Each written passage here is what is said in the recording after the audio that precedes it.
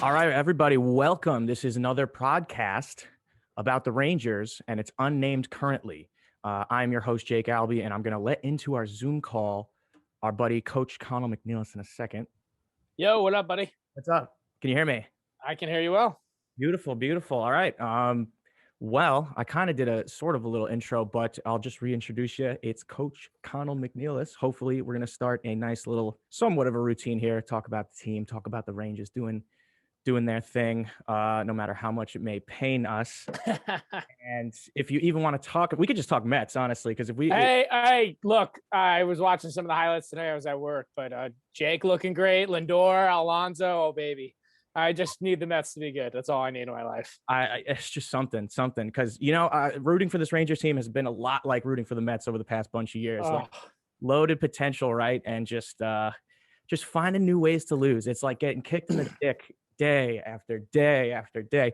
Nothing we're not used to. No, at this point, it's part of the routine. It's part of the attitude and the culture. I feel like at this point, it's like you're going in expecting. It's like, what else are we gonna do today? And years as a Mets fan, a Ranger fan, and in recent years a Giants fan. It's been a lot of that for me. So at least I have a couple Super Bowls with the Giants to hang my hat on. But yeah, I'm in the same boat. I think we're same fandom. Usually, people get kind of crossed up about this, where it's like people always say Yankees, Rangers, and I'm like, dude, people underestimate the amount of Ranger Met fans. There's like a crazy amount. Yeah, it really depends on where you're from. So like, my this is a little sidetrack about my family. So my dad grew up in Yonkers, New York, and his best friend growing up was Jody Mack, who's on the fan and once in a while. So Jody Mack's dad worked for the Mets for a long time. So because of that, my dad became kind of a Mets fan when he probably could have been a Yankees fan if he wanted to, but would have saved me a lot more pain in my life, I think, if he had stuck with the Yankees. But because of that, I'm Mets, Rangers, and Giants. And I'm a pseudo Knicks fan. I've been watching some Knicks this year. I'm not the biggest. I watch the NBA in the playoffs. I'm like the opposite of the entire country, in which I watch hockey all year long and then jump on the NBA in the playoffs. So the rest of the country does pretty much the opposite. Right. Right. So I'm happy that the Knicks are doing well. Hopefully they could keep some mojo up, and those Knicks fans are long. Thankfully, I don't care enough about the Knicks to let that bother me, because otherwise I'd be screwed completely. Be out of our mind. We already got to deal. We have to deal with Wilpons. New ownership, baby. We're in good shape.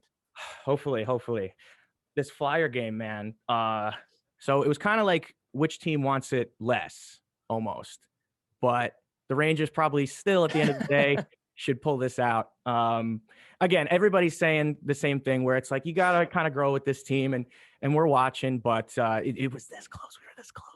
Yeah, that's like the entire season. I feel like right now it's like we're this close, right? All these 1-goal losses. I believe there's something like 4-12 or 4-13 of 1-goal games. I mean, that's the season right there. I mean, if you go 500 in those games, we're in a playoff spot right now. So it's frustrating. I mean, I'm not sure what your expectations were going into this year, Jake. I mean, I was, kind of like, look, I mean, if they, made a run like they did kind of at the end of last year, again, I'd be happy. I've been kind of, looking at the future as far as, their salary cap situation and the offseason. Like next year's really, for me, like when it has to start, like for this team to be like, okay, this is nothing but ascending here. There's no more setbacks. And this year, between COVID, the shortened season, all that stuff, and it's just the injury bug that's just been destroying this team. It's been kind of just up and down. So I'm frustrated in the sense that I'm a fan and I always want them to win, but I think you could see big picture, and there's certainly some promising things, but that's this whole season. You just said it. It's like right there. It's like another 1-goal game where they just can't pull it out. And, a stat here I pulled out too. So, pretty much the entire month of March, since March 5th, when Igor went down, this team's got the 29th worst 5-on-5 save percentage in the NHL. Like, call a spade. You need a goalie to make a save once in a while. Georgiev hasn't been good. Kincaid, look, good for him. Good little story. His NHL career's close to over, if not next year. It wouldn't surprise me if he's played in Europe or something like that. It's just, it is what it is. Or in 2 years, I guess, because I think they signed him to expose him for the draft here. But, look, it's frustrating. And you realize how spoiled we were with Henrik forever. And I think Igor is going to push for that kind of vein of goaltender. But this team just can't buy any luck. And then, we're finally healthy with the bread man, and then Fox and Buchnevich are out of the lineup. So it's like, when's it going to end? Yeah. I mean, I think the people that were telling us everybody that Hank should be out of here is kind of the same as like Eli when everybody's telling Eli to retire. I think it's the same kind of people. It's Mm. not a really huge percentage of fans anyway. I think most people do miss Hank, and we're suffering right now because of it. Kincaid, it was interesting. So I caught the first period on the radio, and I was listening to Don, and we've talked about how we love Don on the radio before. Dude, Don is great. Yeah, He's or great. Dave, excuse me. Dave, Don Maloney's in my head. I do the same thing. I've done that a million times, so it's all good. You know what I'm thinking? I'm thinking Don LaGreca. That's why. Oh, there you go. There you go. But he was saying how Kincaid was working with Benoit Allaire about staying farther back in the crease. Now, again, this is where this is going to be a good podcast because I'm going to be the eye test guy more than anything. I have less playing experience. I played up until about age 15. But feel free to drop your credentials at any point. You could. I'm curious because I know you're coaching and playing at Syracuse, right? So it's just I find it super interesting. So Maloney was saying that Kincaid is playing further back noticeably in his crease that entire first period. They were getting spanked, but he looked kind of comfortable. But then I switched to TV. I watched the second and third period, and I think that ends up hurting him on a couple of those goals where he's kind of far back. I'm forgetting which one, if it was the third or fourth one. But it was just fascinating. Dave and Don were criticizing or were praising him rather for staying farther back in the crease. And then Joe on the TV broadcast was saying he's too far back in the crease. So it's a little thing that's funny. But yeah, Georgiev has been pretty bad. And I like him, man. It's like, if you asked me before the season how much I like Georgiev, I would say a lot. I really like him. I know there's no such thing as a long-term backup. Yeah, really. Yeah. But that seemed to be the Rangers' plan. I don't really see why you get rid of Lundqvist with a year left at this point. Yeah, I mean, look, it definitely seemed like Hank just wanted a new change of scenery, which I think they respect him enough. And, obviously he's already given an interview over in Sweden saying he's got a job lined up with the Rangers down the line. And he'll basically become the new Adam Graves, just, fanfare and, every alumni and charity event. But, with Georgiev, I think, the mindset here is a little bit Igor is exempt from the expansion draft, given when he got called up and how that works. So they have to protect the goalie. So Georgiev's going to be able to get protected. And I think they were still hoping to see who would duel it out here a little bit. I'll give shout out to Rob Luker, who also writes for Blue Seat blogs. He does a great job of the analytics stuff, and he was, I don't remember the exact data points, but he was talking about dating back to, the end of last season as Georgiev kind of started slipping off in his 5-on-5 play. And that's where you really look at a goaltender, because special teams are kind of a crapshoot, right? PK, obviously there's going to be more chances. And then, shorthanded situations are usually going to be odd man rush chances if they are. So, he's definitely dropped off. And, I saw Quinn's comments today and I'd agree with him. It definitely just seems kind of like a mental thing for him right now. He just seems like he can't get out of his own way, and he lets up that one bad goal. And then all of a sudden it's a snowball effect, so to speak. Interested with the Kincaid stuff. I would have to check out the video to see that. I mean, that's, Benoit's style is, that deep, and Lundqvist did it his entire career. The advantage to that is you have more time to react. The disadvantage to that is if you screw up, it's probably going to get in your net, rather than if you screw up and you're a little bit farther out, maybe you have the benefit of the doubt of the puck deflecting over the net or off the crossbar or something instead of in the net. So look, right now, when this team is healthy, I think you can see how lethal they could be. Consistency and the fact that they're the youngest team in the NHL is an issue. It's not an issue in the sense that, this is a big picture kind of thing, but it's you could see that, okay, this is a young team. This is a team that struggles to kind of overcome some adversity once in a while and kind of needs to figure out how to put it together for 5, 6, 7, 8 games in a row. And, you don't need 20, 12 game win streaks, 10 game win streaks to be successful, but 7 out of 3, 6 out, 6 and 4, winning in those 10 game stretches is really what the best teams in the league do. And right now they're essentially a 500 team because they've just been trading wins and losses. I mean, that's what they've been doing for pretty much since the slow start. It's been win-loss for the rest of the way. Yeah, and you can argue too that I mean, it's a step back in the standings, of course, but if you look at their friggin' defense this year, man, I mean, it's so much better. It's night and day difference. I mean, yeah. Adam Fox is Adam Fox, and we hope he's here for 15 years at least. Mm-hmm. Oh my God, dude.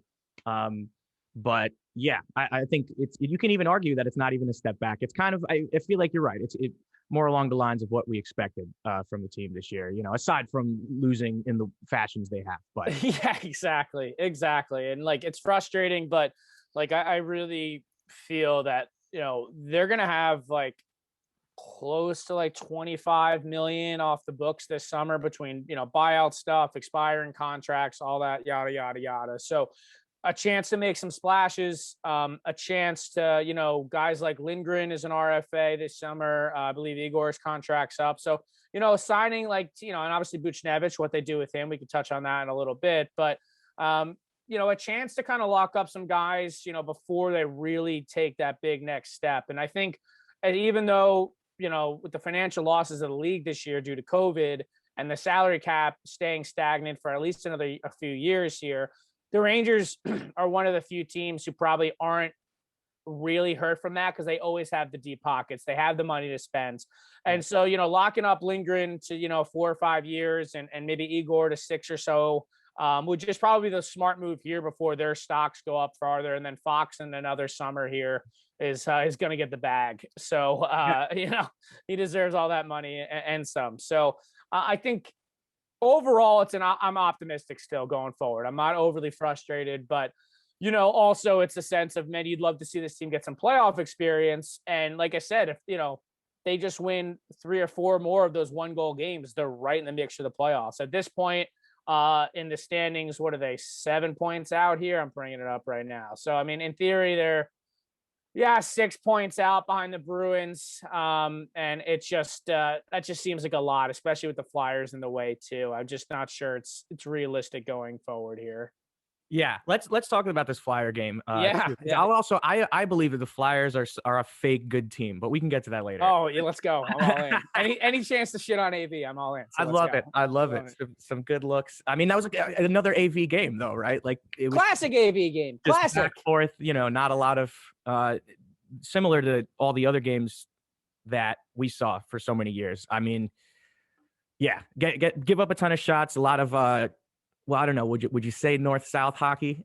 Yeah, I mean, look, get an early lead, sit back, blow the lead, get a couple benefit of the doubt power play calls and high shooting percentage that helps you. And that was like, especially towards the end of his tenure, that seems like that was the recipe for success for him. I mean, obviously, the game was frustrating. I mean, those 2 early goals are tough, and I'm happy they responded the way they did.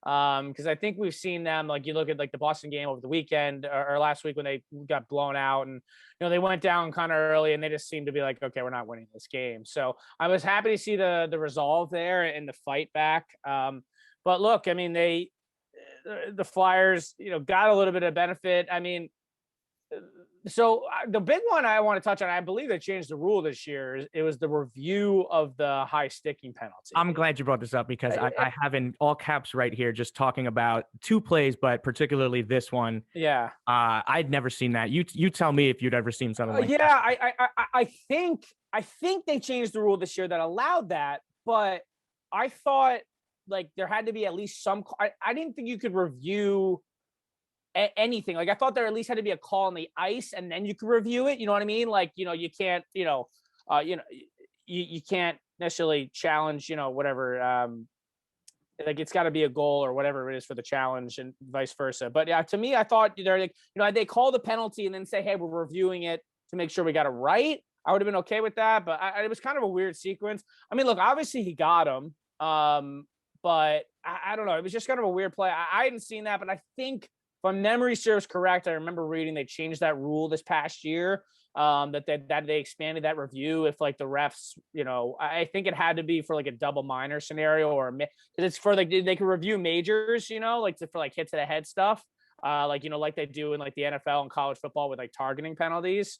So I think it's because it was a double minor and he was bleeding, they were able to review it. But we talked about like that happened against the Sabres with Lafreniere when he was bleeding, and it was the same exact thing. They didn't review it. So I really honestly I don't know. It was kind of weird. I was a little surprised how that went.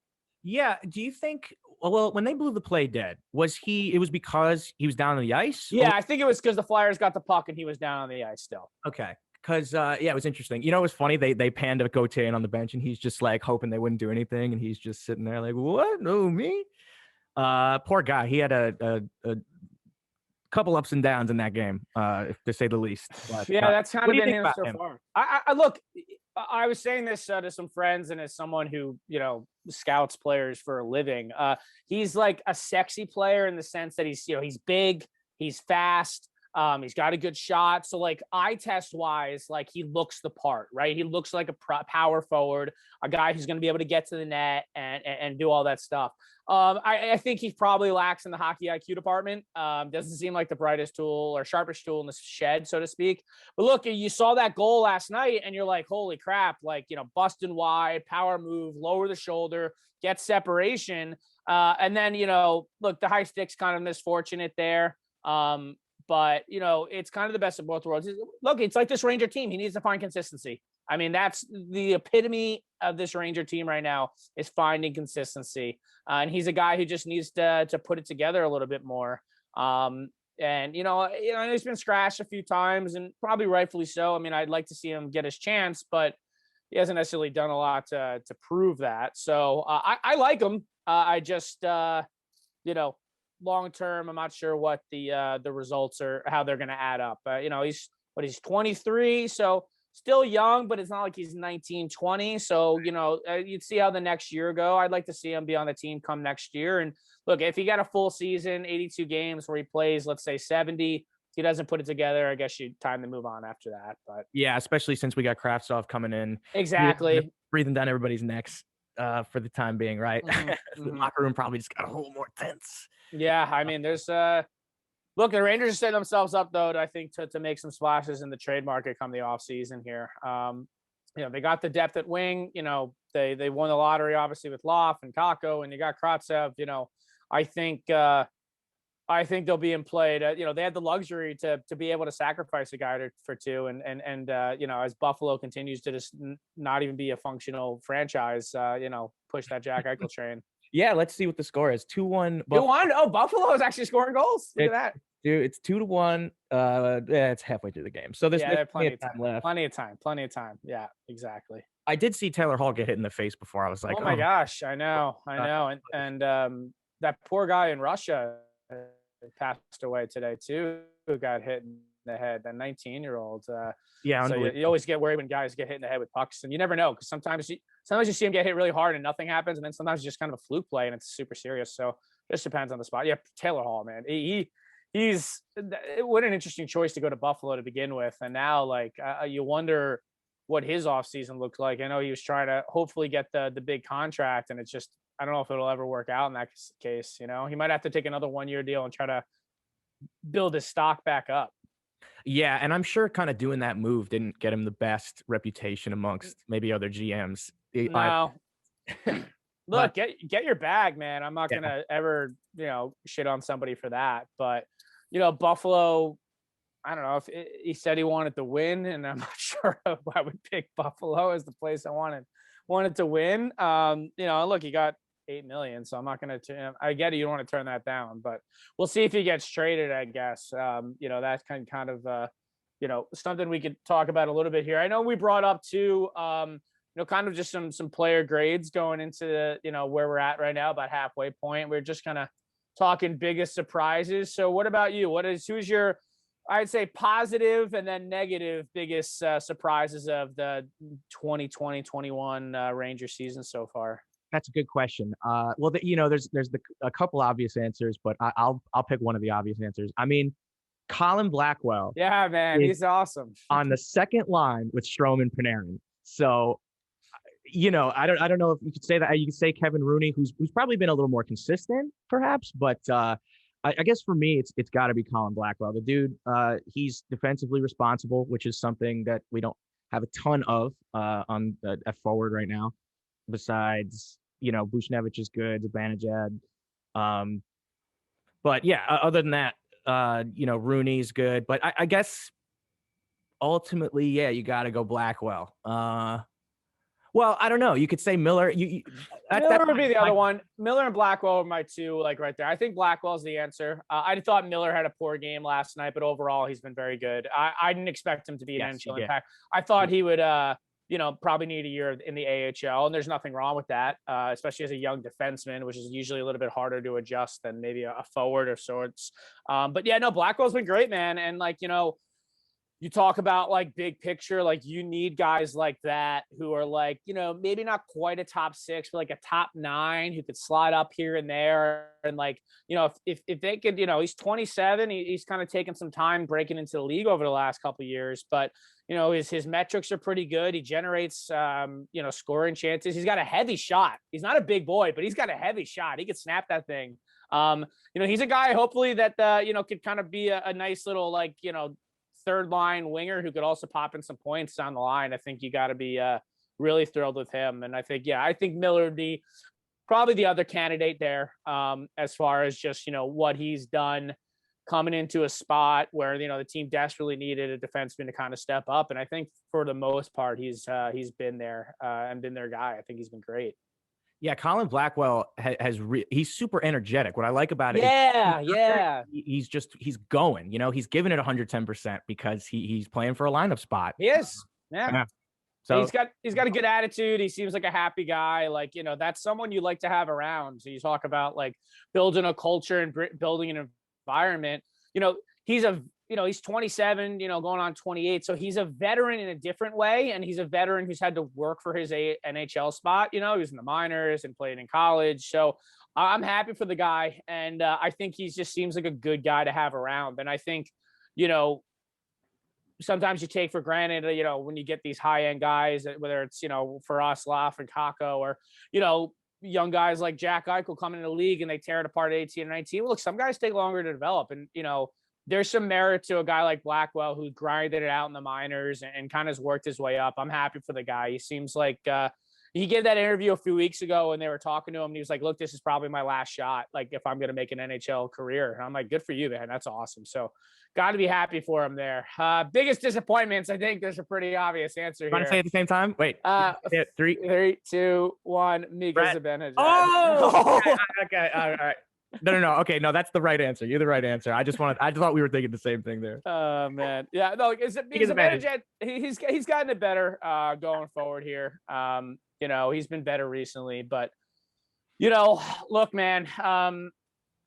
When you're banking on a guy, look, I don't necessarily know if Mika Zibanejad is going to be a consistent 40-goal scorer after last season every year, but back-to-back years north of 70 points, 30 goals, like, that's something you're kind of building on. And like, for him to tend to take this step back, I think pretty obviously the COVID had an impact on him, and we'll continue to see the long-term impacts that it could have on some players here going forward. But he's been better lately. I think overall it's been disappointing from his perspective. What are your thoughts? Yeah, I mean, he definitely classic NHL, right? They're not going to tell you anything affects him ever. No, of course. But I don't know. That to me, that's pretty inarguable. Is that it had to have had some kind of effect. I mean, it makes sense. It's your lungs, it's cardio, it's yeah, exactly. Shape. It reminds me of that season Richards had when he had the flu in preseason and he wasn't ready in time, or he played the first game, but he had no training camp and he had a 12-13. Yeah, that 12-13 year after a good 11-12 year. So it was the lockout. And then, he got sick and missed like all of training camp. And, look, I mean, going through Mika stats here, 74 points 2 years ago and then 75 and 57 last year. That's insane. And look, talk about shooting percentage. He had a 19.7 shooting percentage last year. So like 1 out of every 5 shots he was taking was going in. That's not sustainable. But look, he's been around, he's a career 12.4 guy.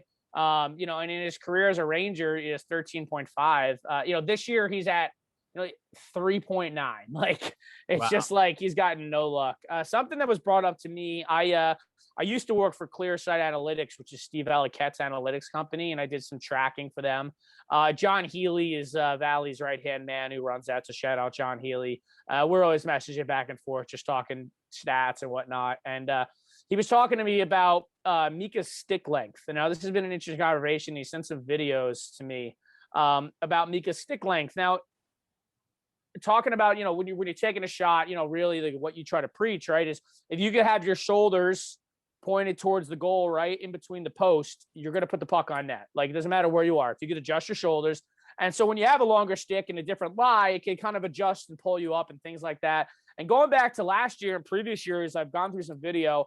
Look, I'm not sure I can confirm it, but to me, it looks like he's using a longer stick. Now, that could just be, eye test stuff, and I'm trying to see, and I was comparing stuff. I was actually, you put up, I was just torturing myself the other night. You put up the rest of the 18-19 season for every Ranger goal. And I was just watching this. Fun fact, for years, I've said the only Ranger hat trick I've seen in person was Brad Richards, actually. 8-4 win in Buffalo in 2013. I went to Syracuse. So I'd usually go when the Rangers are playing in Buffalo. Brad Richards' only career hat trick. I was watching the other day, and I was at this game. I didn't realize Jimmy Vesey had a hat trick for the Rangers, and I was actually there for it. But it was such a forgetful win in March of 2019 when the Rangers were, selling everybody off. But I actually forgot. So I guess I've seen 2 hat tricks. I just didn't remember it. But yeah, talking about stick length, I'm not sure if he's adjusted it. And players are always playing with that stuff, and that's the benefit of being an NHL player. You can get a billion sticks to fool around with. But I wonder if that's something, and you've seen it a few times this year, actually, where he's actually like gone for a one time and he's choked up. Like his hand has not been on the top of the stick, and like you're choking up, like he's going for a bunt. I've always used a longer stick. Obviously, I didn't play in the NHL, but I like using a longer stick. But I was a defenseman too, so like it's kind of like lacrosse. You usually use a longer stick just for that. If you're taking one timers all the time, a longer stick with a changing of a lie could be a lot. So maybe that's something with him. I don't know. That's something he'd have to confirm himself. But yeah, I just I hope he's healthy, and it adds a wrench into what the future for the Rangers is, given that his contract's up next year. Yeah, and I believe Ryan and Greg said this on the Blue Shirts Breakaway podcast. Yeah. I think we actually have more questions after this season than answers. Like you're probably right. You're probably right.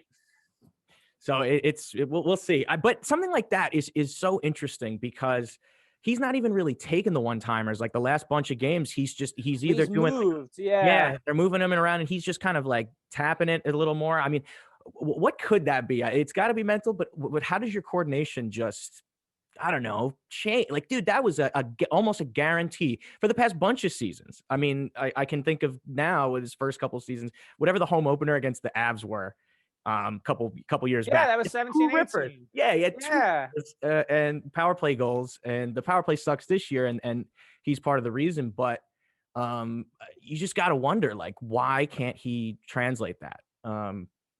Yeah, it's like I said, we talked about the COVID stuff, but yeah, I mean, look at his last few years. I mean, that first full year in New York, 16-17, he was hurt for a while, but he still had 37 points, 14 goals in 56 games. Going back to the past 3 years, I mean, 27 goals in 72 games, 30 and 82, and then 41 and 57, which is obviously unsustainable for anybody not named probably Alex Ovechkin. But yeah, it's really interesting. Like, and I think at this point, I think COVID was the early physical barrier for him, kind of getting his legs back, and we know that has impacts on lungs and all that stuff. Now I think half of it's got to be mental. Like when you're like, look, he's a guy who's one of the basically 2-3 like captains of the team, so to speak. Like him and Kreider are kind of the 2 guys we've talked about over the last few years to be the captains.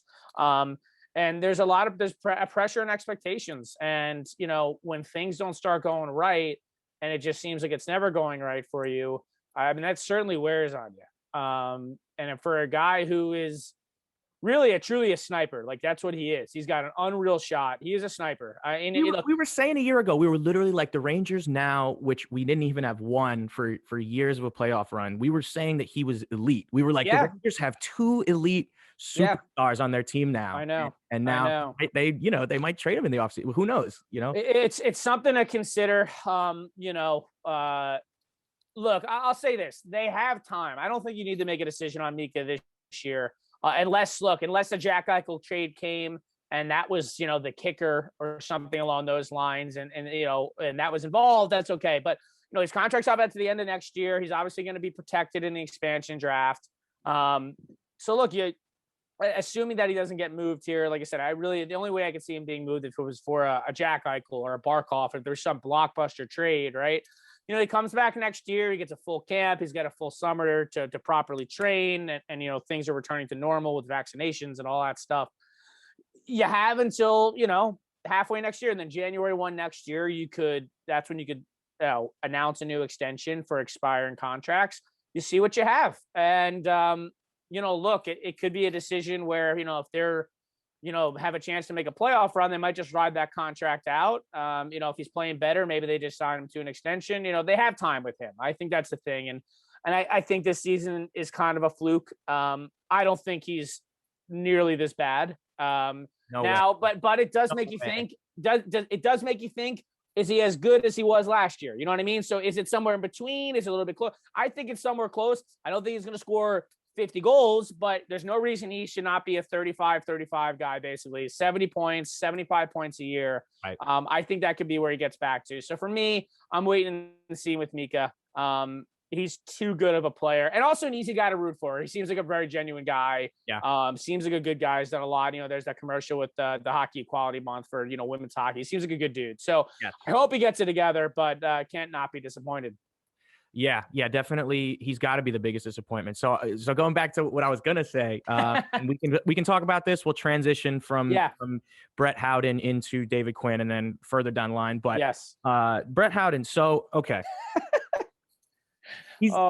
Listen, I first of all, they should have a press conference and answer once and for all, is Brett Howden David Quinn's son? Because I think there's a little bit of resemblance there. I think they kind of look alike. They kind of got that the very light blue eyes, and I could see it. Okay, just a little. I mean, he's only scratched in one game, so I don't know.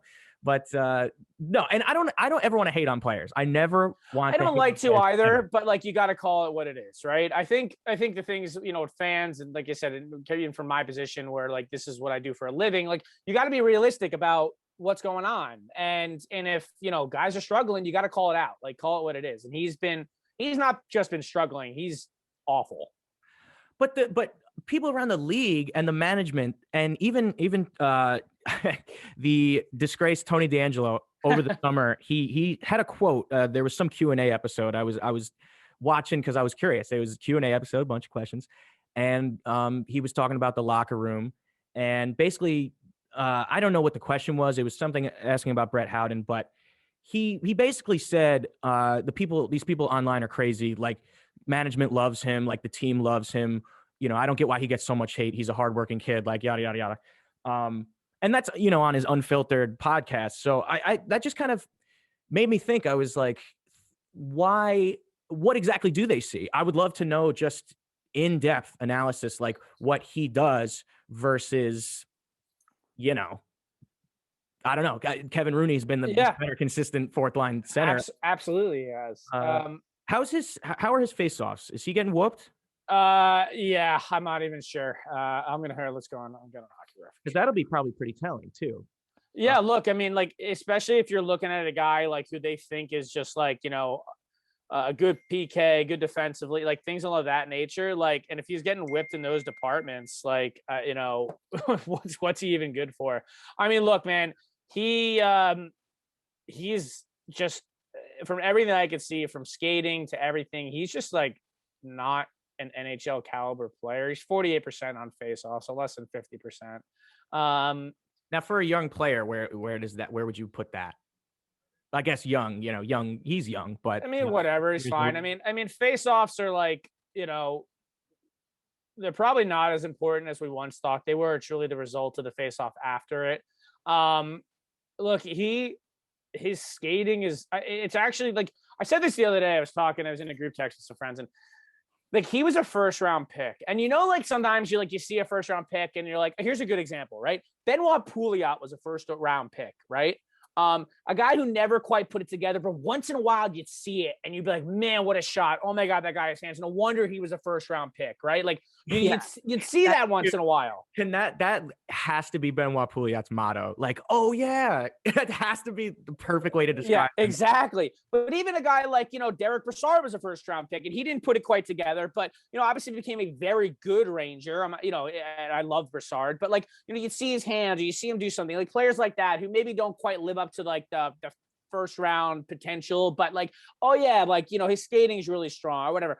Brett Howden, I don't see that ever. I'm never like, oh, this guy, you know what? He's got a hell of a shot. That's why he was a first round pick. This guy, hey, look at his skating. He can't do shit. And like, he's slow. He reads the game terribly. He's got no hands. He's got no hands. Yeah. Look, and it sucks because that was a guy who was involved in the Ryan McDonough trade, and Jeff Gordon's done a lot of good things. That trade looks worse and worse by the day. That looks like a giant swing and a miss. And when you consider like how the other trades worked out, really the only thing that could be a saving grace is the Niles Lundqvist pick was used with that first round pick. So if he turns out to be something, at least that'll save it a little bit.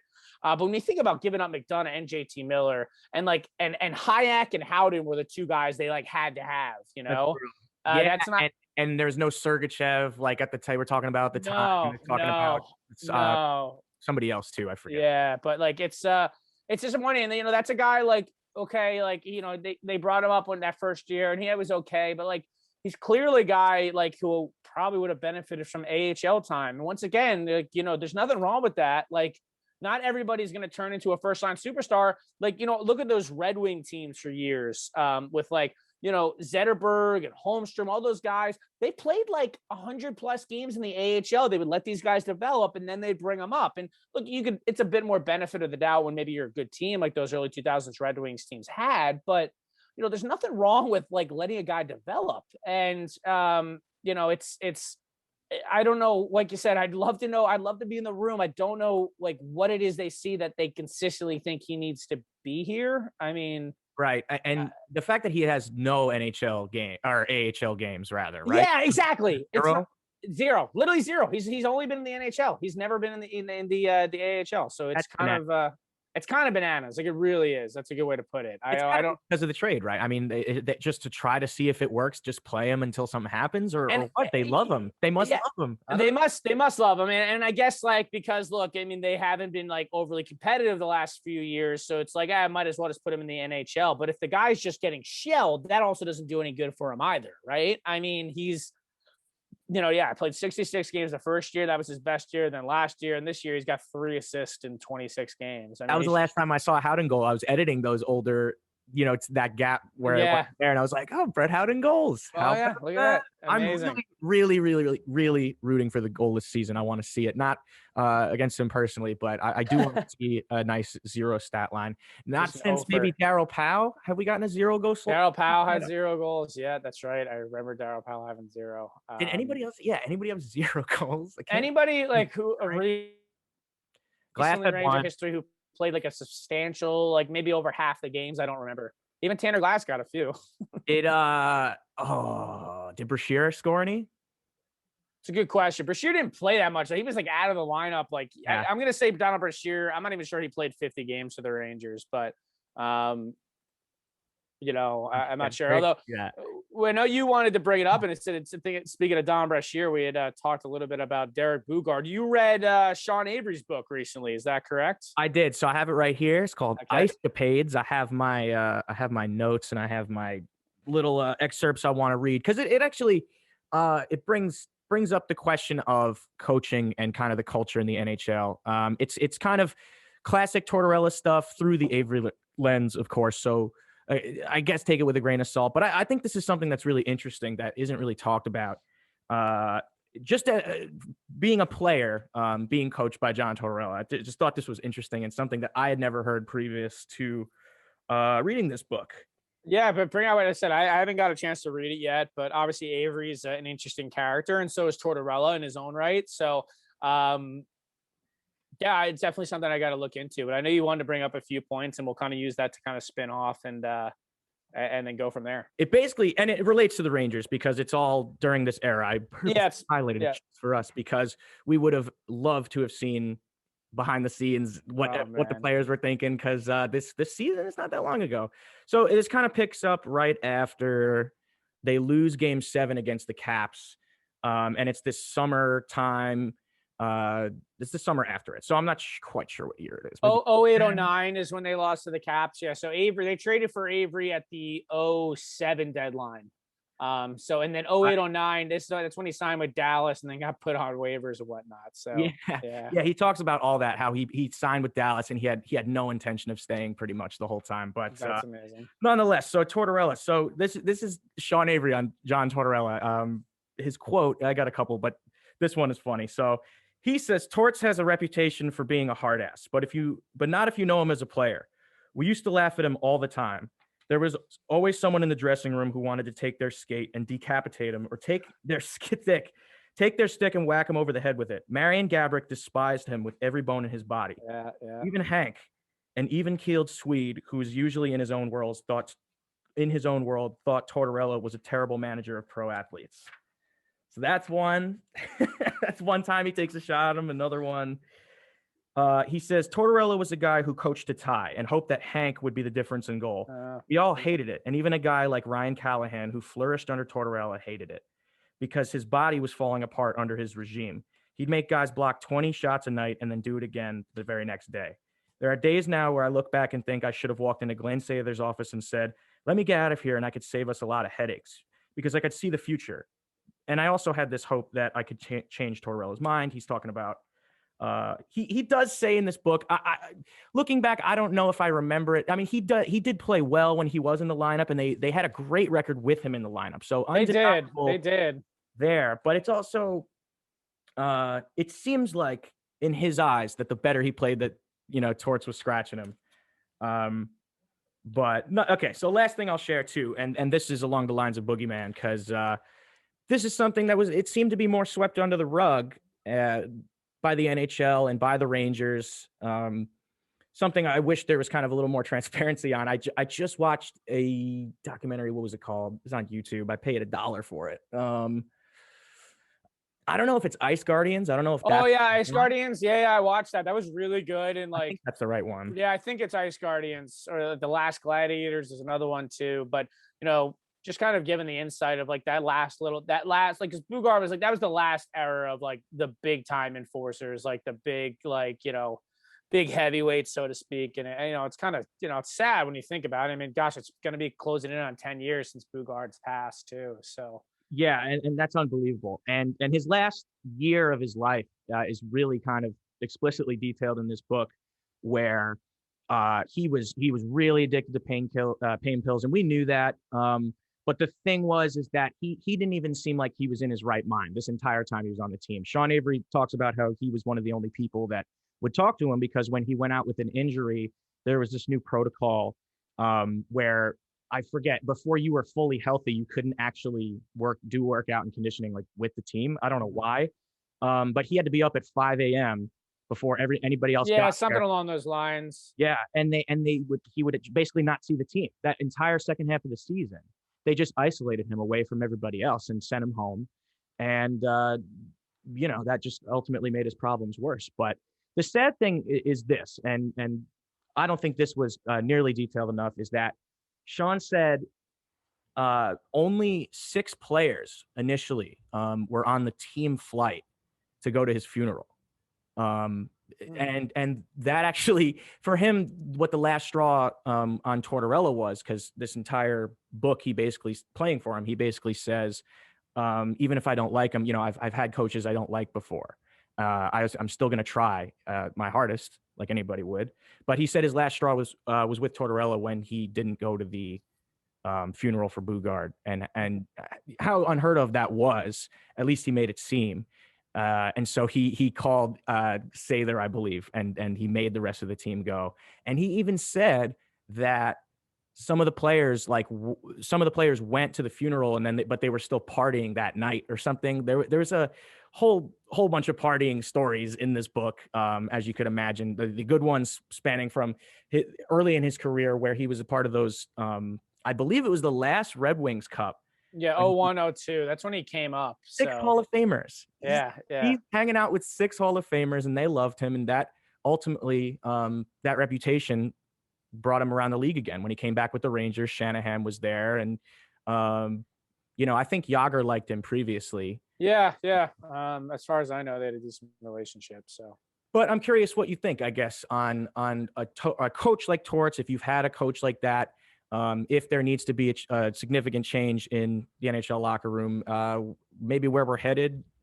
Any thoughts on that?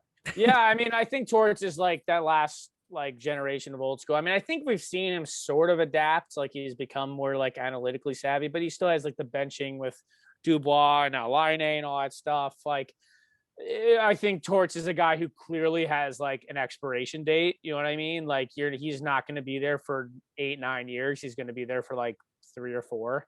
I know publicly Gabbert didn't like him.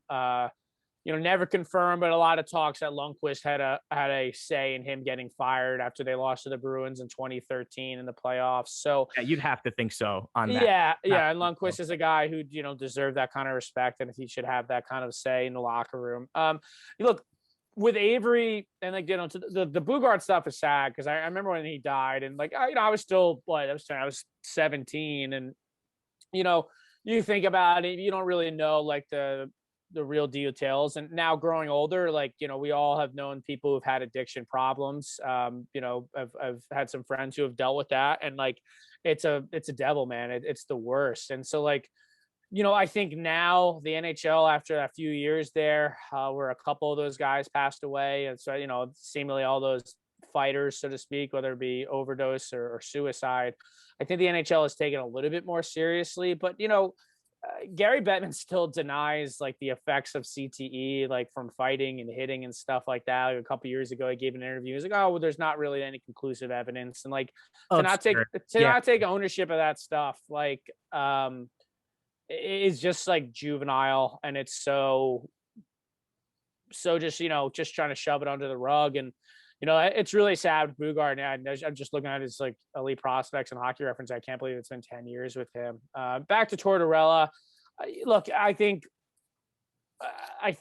we see the NHL just hire the same coaches over and over again. So I don't know how long he'll be around. Looks like he's worn out his welcome in Columbus. I think that he's not going to be back next year. I don't know if they'll fire him, but I know his contract's up. I know on 31 Thoughts, Elliot Friedman and Jeff Merrick were talking about that his contract's up. So they just might not just give him a new contract and make it easy. But look, Avery was a character. And he talked about how he kind of created his own character in order to motivate himself and all that. But it's also a super effective hockey player. And like, yeah. I remember like there's that like 11-12 like run, like, the black and blue shirts. And look, they were so easy to root for with how hard they played. But, how long-term is that? Like, you talk about Ryan Callahan, who was like one of my favorite players ever. And like, his body just broke down. I mean, Dan Girardi's body just broke down. I mean, like all that wear and tear that, they had to go through. And like, you think they also had the best goalie in the league in his prime at that point, why they felt like they needed to block up a zillion shots in the game when you had a guy who was probably going to make those saves. You know what I mean? Best goalie in the league. Best goalie in the league. You had the whole class of guys that came up under Torts, right? Callahan, Dubinsky, Girardi, Stahl, 4 guys who essentially, they just played so hard, and who knows if that took years off their careers. I mean, Girardi probably should still be playing, and Callahan should probably still be playing. You could argue it. It. I mean, it just shows you the wear and tear. And then, the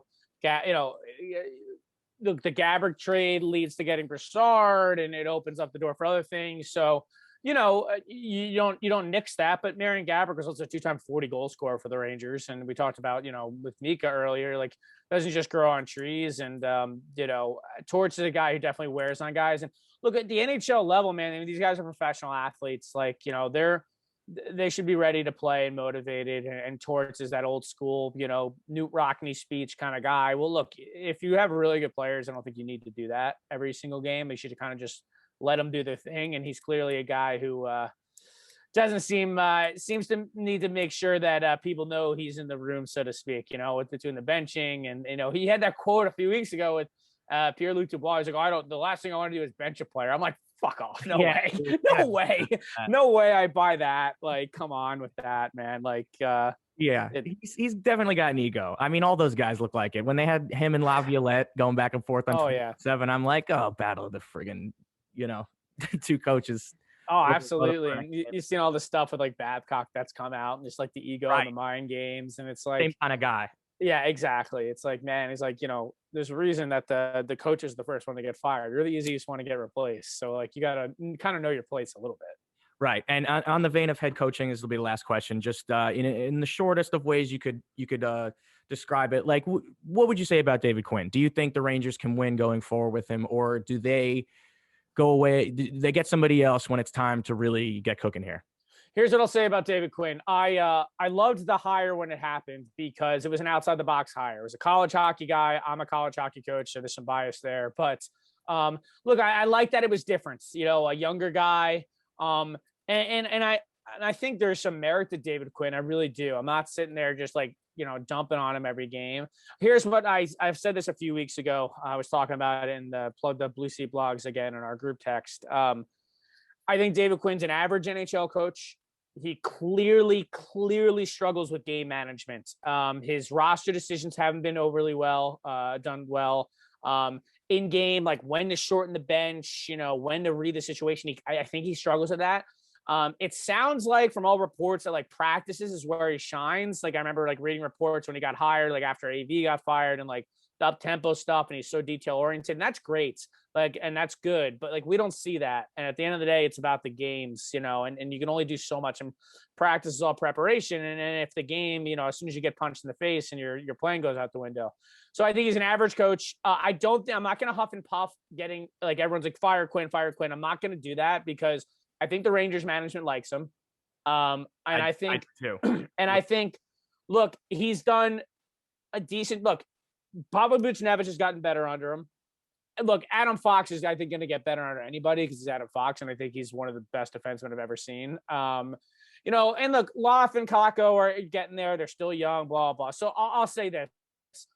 I don't think he's the guy, if this Ranger core wins a Stanley Cup, that he's behind the bench. I think he's the guy to get to the next guy. And I think next year's the year where he really has a hot seat because I think this summer – they're going to get somebody, whether it's trading for Jack Eichel, whether it's Ryan Nugent-Hopkins, they're going to get another defenseman on the left side. They're going to make some movements. And next year, I think they should legit be a playoff threat, if not, a top 8 team in the league. And then like you said, get hot goaltending. You never know. If this Ranger team is struggling, by Thanksgiving next year, and let's say they play 20 games and they're, 8-12, I think he can get fired. And because I think next year's really the year they're like, okay, you did your development. Now it's time to get him to the next level. So I think he has through next year at least. And then after that, I don't think he's the guy when, potentially this group is, going to, let's say 3 conference finals in 5 years, so to speak. I don't think he's going to be the guy to do it. I don't hate the guy. He seems like a good dude, like whatever, but I think he's an average NHL coach. So I just kind of shrug my shoulders at him.